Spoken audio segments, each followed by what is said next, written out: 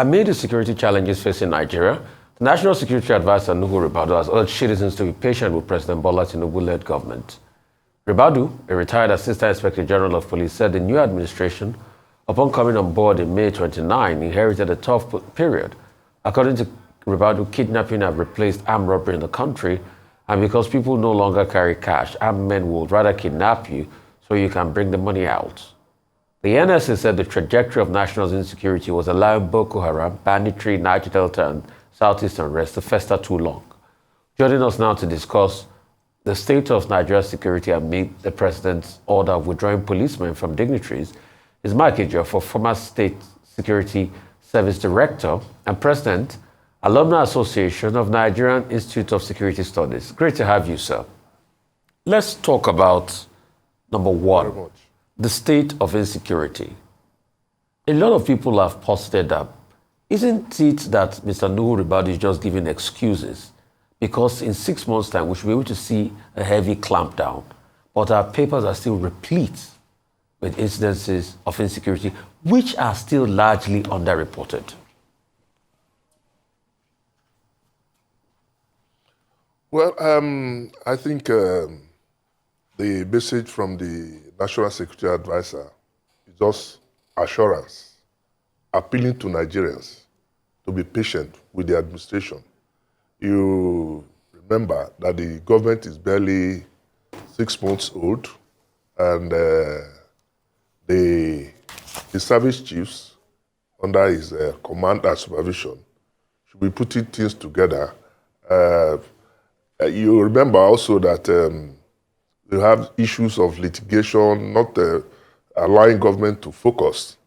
And I think now that the litigations are over, the government should be able to face, especially the security challenges.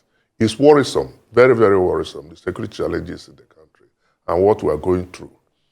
Appealing to Nigerians to be patient is what is expected from him. But, you know, there's a limit to which Nigerians can also be patient. Because we're not talking of only the security challenges. First of all, there will not be any meaningful development under such chaotic situation. So, government should be able to look into other areas in terms of hardship. There's generally hard economic situation in the country. People can hardly feed.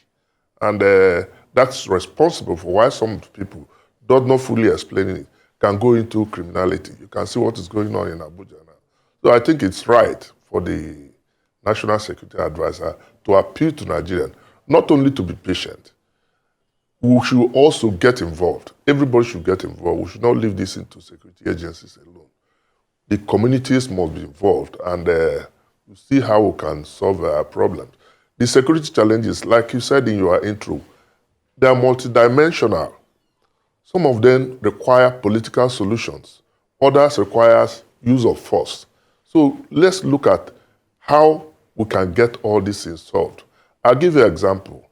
The issue of Boko Haram that has been festering, you know, we have to fight it because the people have not identified or told us exactly what they want. The issue of kidnapping is purely economic. And people go into kidnapping because people hardly carry cash now. So the best option for the criminal elements is to go and kidnap people and ask for ransom, which is readily paid. And nobody will say will not pay. If you are involved, you know what it means. Then if you go to the southeast, for instance, you have the issue of IPOB. That also requires a different solution, a political solution, if I must say so. Then you go to the Niger Delta. We have been enjoying some kind of peace, relative peace in the Niger Delta. But the way things are going with the agitation on the activities of Niger Delta Development Commission, some militants threatening over this pipeline protection and all these things. So we have a lot of challenges that government can look into. But exactly like the NSA said, we require patience with the government. Well, on the question of security, it has been in the news. Yesterday, President Buhari gave an interview on NTA where he said, well, with regard to security, under his watch, Boko Haram was degraded. He made that point. Did his administration actually degrade Boko Haram? When you place that side by side by the claim by National Security Advisor Nuhu Ribadu that when the Tinubu administration assumed office, the country was having on the average from terrorism about 1,200 deaths, terrorism, banditry, kidnapping, about 1,200 deaths per day. But that since they assumed office, they've been able to reduce it to 100, less than 100. What is the truth in between? Well, for me, the former president saying that he has degraded Boko Haram might not be entirely correct, because we had series of kidnapping, mass kidnapping, even under that administration. One thing I don't like is government coming up with blames. The past one blaming the new one, the new government blaming the old one. Let us focus on the challenges and look at it. It's not entirely correct that President Buhari degraded Boko Haram or criminality within the country. For the statement credited to the NSA, he has the data, I don't have the data. But we agree that some successes have been made, some achievements have been made. I've seen a situation where the military parades suspects that have been arrested, some even killed. And I think we should intensify on the graphics, letting people know the achievements, not on the papers, without having the facts to back them. Then the issue of the NSA coming again, like I said, he has the data, I don't have the data. So he's in a better position to explain all those things. But from records too, I think we have made some progress. But we need to consolidate on what we have achieved so far. So the question is, what do you call progress? Where farmers still have to pay taxes to go to their farms, food productivity has reduced because of insecurity. You literally cannot go anywhere because of the level of insecurity. So what do you call progress? And are these data sets based on empirical fact, or largely you can also make an adjustment and say the report has a very high margin of error because of underreporting of all of this security situation? That's number one. Number two, why is it so difficult that when they give this pronouncement of VIP should not have police officers and withdraw, it's as if they're just talking, nothing happens. Just like the checkpoints, narrative, police shouldn't be in checkpoints and things like that. All of that never happens. Why is it that we're being treated like a joke in this country?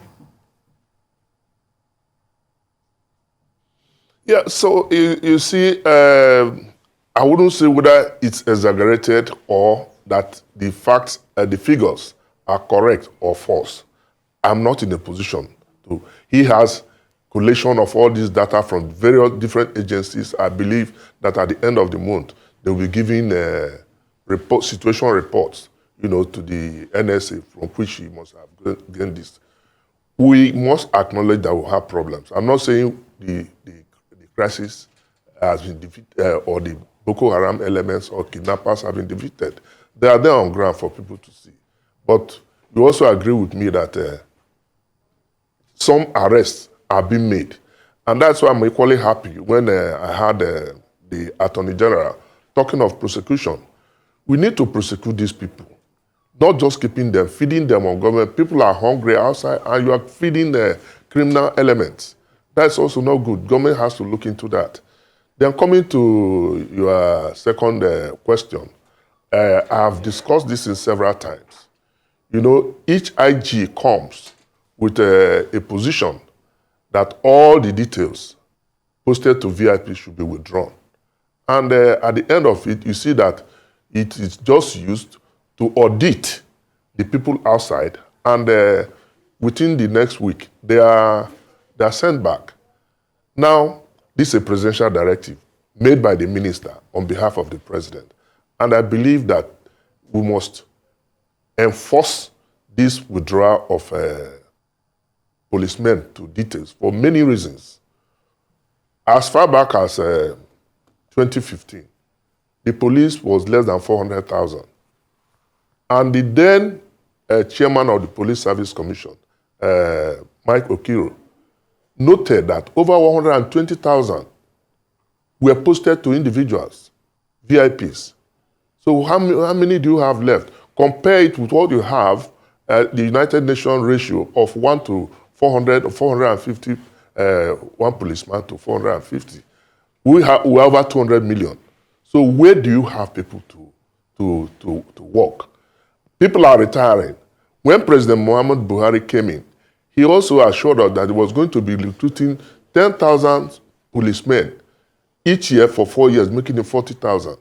Now we are talking of recruiting 190,000 to increase the number of policemen. That's commendable.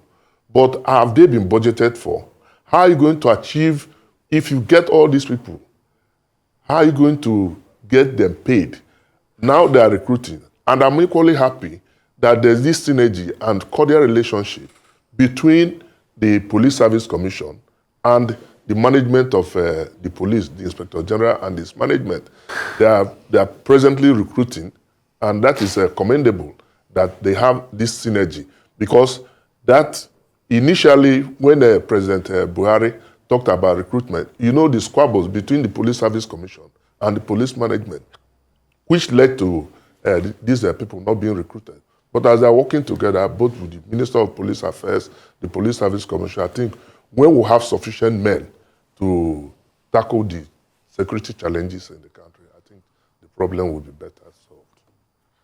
Well, let me ask you, this withdrawal of security guards from VIPs, is it really anything that can ever be achieved at any particular time? Considering the fact that people have the right, I guess, to ask for police protection. And given the economic conditions in the country, the rich are afraid even of their own shadows.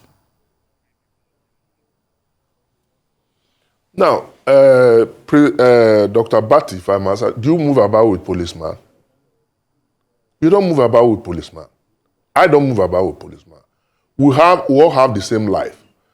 Go to the National Assembly, for instance. I'm not talking about principal officers. If there are people who are supposed to be protected, they should be given, politically exposed persons should be protected. Their life is not worth more than my own. We voted them into power to protect us. And because they are protected, they don't care about what is happening to the masses. So the police should be withdrawn. And I believe that this presidential directive will not be flouted. They should be withdrawn and deployed to the station. You go to some stations, you have less than 5 people. No vehicle, no paper, nothing. Funding is bad. Training, welfare of the police is not there. An argument people make is that the money being voted and budgeted for the police and the armed forces, what are they being used for? Most of those budgets, if you say less than around 80%, or on recurrent, and the remaining 20% for capital, you go to the National Assembly. If I say it, if I live here now, the National Assembly senators, they will be calling me that I'm attacking them. I say it's not the issue of attacking you. You oversight, the issue of oversight. If you go to that place, if you don't get money to release to them, you hardly can get your budget approved. And when you get the budget that is approved, the release is not up to 70%. So there are a lot of challenges. It's not just a question of saying that the security agencies have been giving more than sufficient money. And don't also forget that these leaders, the management of the security agencies are Nigerians. They are not immune from corruption. So they also take their own, at the end of it, you don't have anything to work with. So that's the problem. Okay. I'd like to ask you. We need issue of discipline and leadership. Yes. Okay.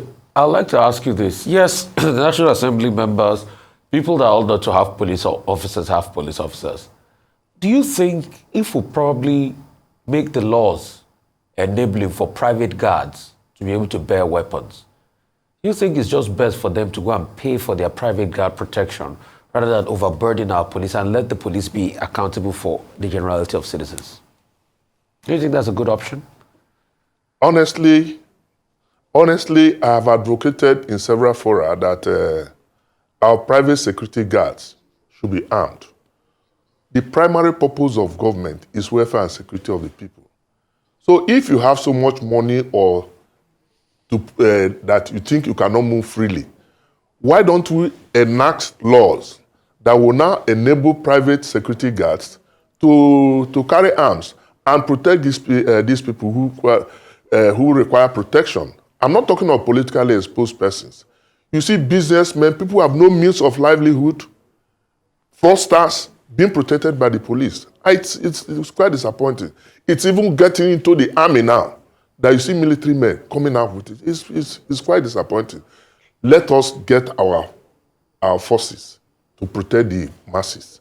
And all these people who think they need protection should pay for it by allowing the nationals, if they will agree, to enact law establishing private security guards that should be armed. The civil defense, for instance, is complementing, but it's definitely not sufficient.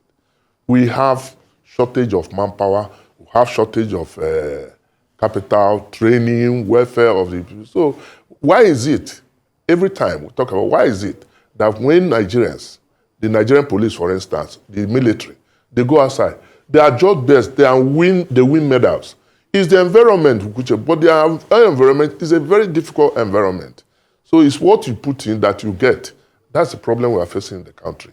Well, Mike Ejiofor, wouldn't the problem be addressed better if we recruit more policemen, we recruit more men, even in the DSS and in other security agencies? Because can we consider the expectations of these security men who do what they call VIP protection? I understand VIP protection is a cost for security people. And when you see the policemen who follow these big men about, they seem to be very happy. I see quite a number of them carrying madam's bag, following the big man's wife to the market.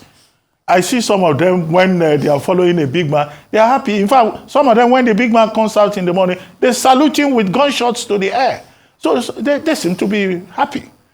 So if we have more policemen, we have more security people, we'll be able to cover the field. Would that be a solution? Well, it will be a solution, but under the present economic situation, you know, these things have to be budgeted for. Police is planning now to recruit 490,000. And I asked that question before we started. How are they going to be paid? Is it extra budgetary allocation, or how are you going to do it? So the issue is not just recruitment and not just recruiting policemen. It's good that the more people are recruited, but they have to be trained, they have to be taken care of in terms of welfare, in terms of accommodation. So it's capital intensive. Now, if you talk of this, that they are agile, the guards, you see, they are paid extra money. So they have to put in extra. But a situation, I think the police too has issued circular and frowned at it.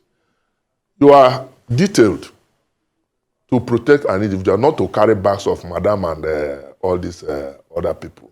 So that's pure indiscipline on the part of, and I think police has a way of taking necessary action to bring such recalcitrant officers to book.